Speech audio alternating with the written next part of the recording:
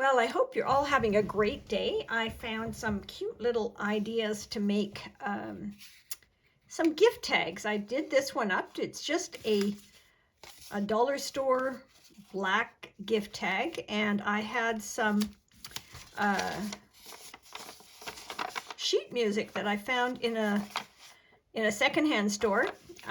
So I'm just going to go ahead and do this and see if you like it, and heck, let's have fun along the way. So I traced this onto the sheet music, and I cut the last one out with a pair of pinking shears. I happen to have extra.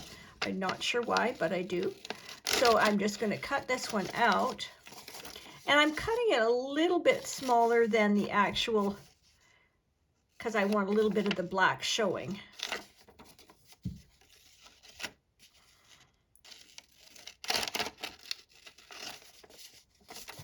I love using this sheet music. I use it a lot in my artwork, and I just thought this would make a really good base. Whoops, don't get rid of the paper. So now this one, I'm going to do a couple little bells on.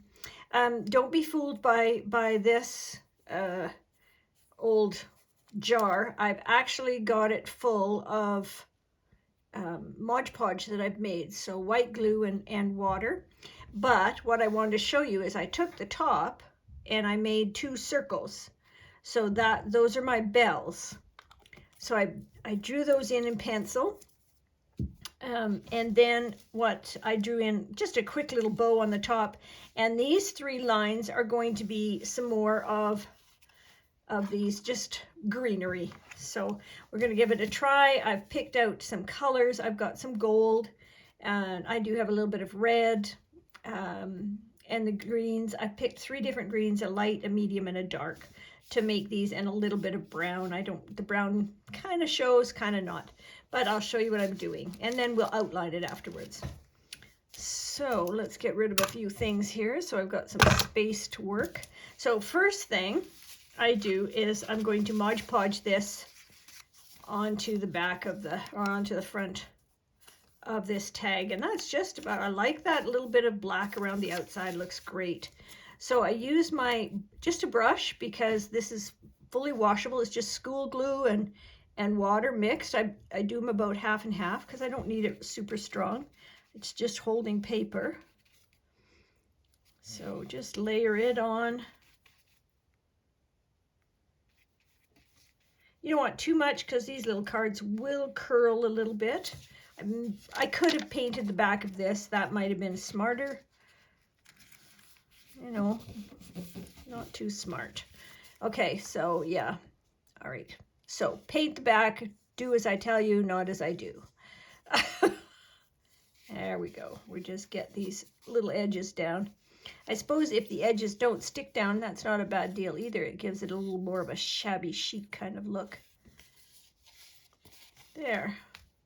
I think that'll work. So I've got my water to rinse the brush with. Put the lid back on so nothing disappears. So I thought these are really neat. They're just bright and colorful and have sort of a kind of an antique-y kind of look to them, I think, anyway. So the brushes I have a small flat brush, a small angle brush. This one's mostly for the greenery, and then just a detail brush, a very small detail brush. And I do have some pens. These are my Staedtler pigment liners. I use those to outline, just to give it a crisper look. So the paints I have, there they are, just sitting there. I've done one earlier, so I've got a little bit of extra. So I've got my 3 greens, my light, my medium, and my dark. A little bit of brown, that's a burnt sienna. I don't think it matters what color brown. The red. Now, and if you're needing some shading, if you take a little bit of your dark green and your red and mix them together, it makes a great shade color for your red. And then I have gold and a little bit of white. So we're going to, I think I'm going to do the branches and things first, because they're the underneath part. So, and I don't really care about how this brown line, it's more, if it shows through, bonus. If it doesn't, that's not a big deal, because it's going to get covered a lot with the greenery, with the needles from the branch. Do I want one up here? I think I'll just leave that as the bow. Okay, so that's that. Then take your flat angle brush, and I'm going to start with my medium. So I take a little bit of medium paint, a very small amount. So mostly just lay it on. And then you're going to take your angle brush and you're going to create the needles. And don't worry if they're not even, just kind of tuck them in there, because don't forget you're going to be laying over it with the darker and the lighter. So that's probably enough. It gets mushy, that's okay. Every branch is slightly different. So you're just going along the outer, the tip edge here, creating the lines. Something else you could use is a small piece of cardboard if it's really thin. A strip of an old credit card would work. Anything that will make lines. These ones are handy because they're all the same size. So, and that's the one thing when you're doing spruce, is the needles are all the same size. So that's really all you're worried about. And you're just tapping them up and down. I hope my hand wasn't in the way there. Tap, tap, tap, tap. It's quite effective, isn't it? I quite like it. So then I'm going to take some of the dark, same thing. This is a Thicket by Folk Art, I think. Not that it really matters, as long as it's darker. And you don't need it quite as many, just sort of tuck it in and around. And what that does, the dark, it will make make some depth to your little branches, gives them more of a rounded look.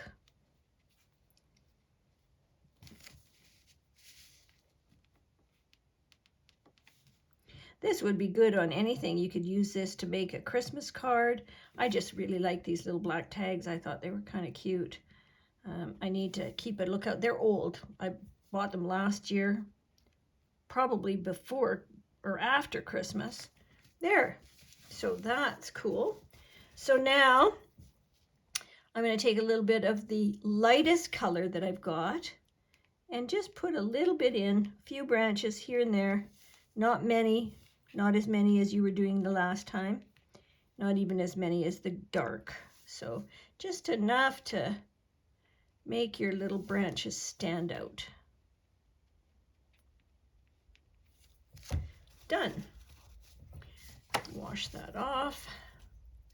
Now I'm taking my little flat and I'm going to, I could use the angle brush as well. So if that's all you've got, that's fine.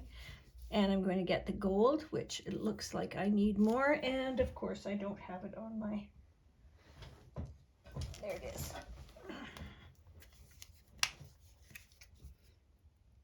Oh, look, you use so little. I hate taking great big glumps of it, but that's a new word, glumps of paint. But here we go. So I'm going to just get these started and in, and don't forget you're painting something round, so you don't want to go up and down like this. What you do is you want to create a round brush stroke, and that just gives it a little bit more roundness. Just like you're doing the needles, you're creating texture and look. And around.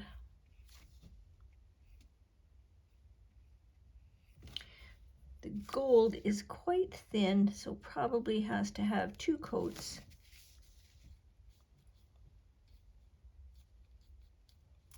But it does have some nice shine to it, so I like that.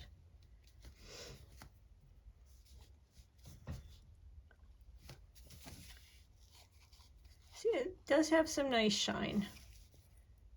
So, and when you're putting them on fairly thin, it's going to dry relatively quickly. So yeah, 2 coats is probably plenty for that.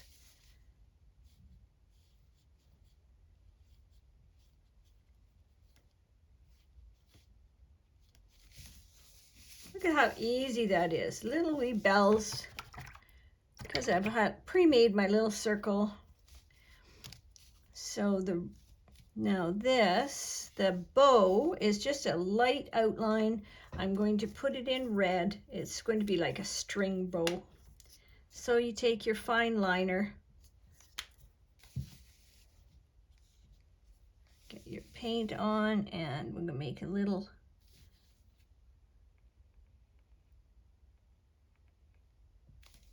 this red is so pretty. This one is actually Deco Art, and it's Americana satin multi-surface, so you can use it for anything. I think I bought it for glassware.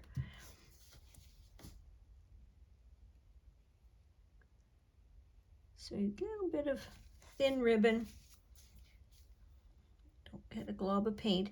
If you're putting your paint on, and if you just dip it in, you'll end up with big globs. But if you dip your paint and then roll it a little bit, it'll help to thin it out some, and you get a better line. And that is my little bow. So now I don't know if I need to darken that at all, but I'm mixing. When you're mixing some shadow colors for the red, don't use tons and tons of green, because then you'll be adding more and more red. So just a little bit, get the color you want, mix it up well. See, it's still lovely in red, almost a purpley red, but it makes a great shade color. So maybe shade the inside of one of the loops. Maybe a little bit on the bottom. Here, I'll do this under one. That looks cool. So it gives it some movement. So, and you can also add a little bit of white to that to highlight the upper parts. I got a little bit of water on that. There we go. What did I do? This one. There we go. There. Now for the bell, a bell usually has marks in it, right? The little holes and whatnot. So what we're going to do is I'm going to say, okay, this is tied here. If that's the top, that's the center at the bottom. So I'm going to make a round circle there.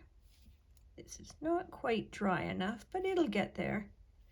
And then the bell comes up like that, so that you get that bell look. Once that's a little drier, I'll be able to make that line thicker. And the same with this one. If it's tied this way, then I want to bring my circle down here. You could also use black paint. I just didn't get any out. I thought this may be easier, but it looks like I lied. Paint, yeah, it's just covering the paint on here, but you get the idea. So you're just making the bell holes, I guess, where you're going to hear the sound. The one other thing you can do is you can create, maybe you want to create a center, and you just would put a line of the gold, and it can be a little bit thicker, and then take some of the same brown that you used and just put a little bit underneath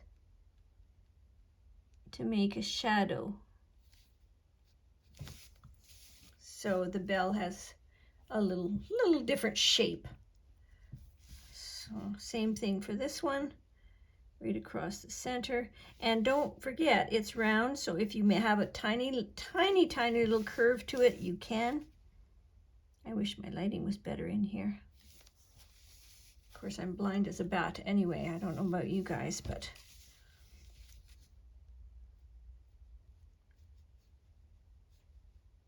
there. Oh, I like that. That looks cool. And so there you have, I mean, look at what a cool little decoration. You could use it, hang it on the tree, or you can use it as a gift tag, whatever you want. Now, something else that I did with the last one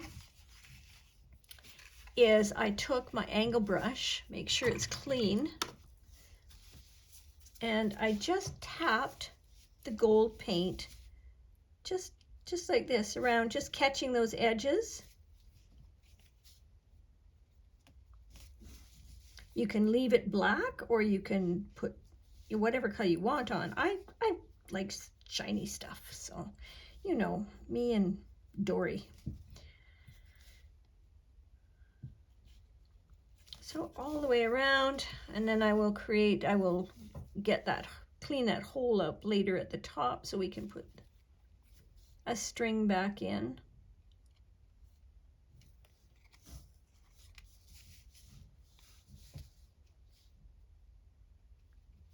So this doesn't have to be very thick. It can just, because the shine will just come through so nice. So now, except for redoing the black, which this is still a little damp, but I can do it on some. I can just, now you see I've got ink all over there, or not ink, but there, maybe that works. I always do that. I get too carried away and I want to go faster. See if this one will work. There we go. There's one that works. And I'm just adding, this is the extra dark that I'm adding to the brown in there. And then go around here. And you know what? If you don't get all the lines right, it's okay.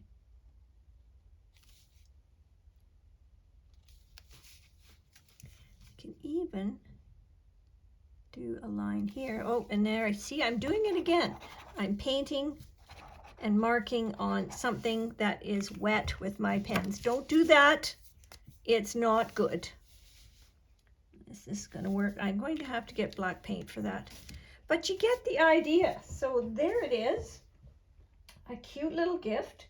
A gift tag, or whatever you want to make that. I think it's going to work really well. I really like it. And poof, there's the hole at the top. You can take it right off, take maybe a sharp knife or something, very carefully get it so that this is clear, but I'll do that later. Anyway, so that's the other one. If I finish it, I'll post it so you can see when I actually have the black marks in there. All right, well, thanks for hanging in with me.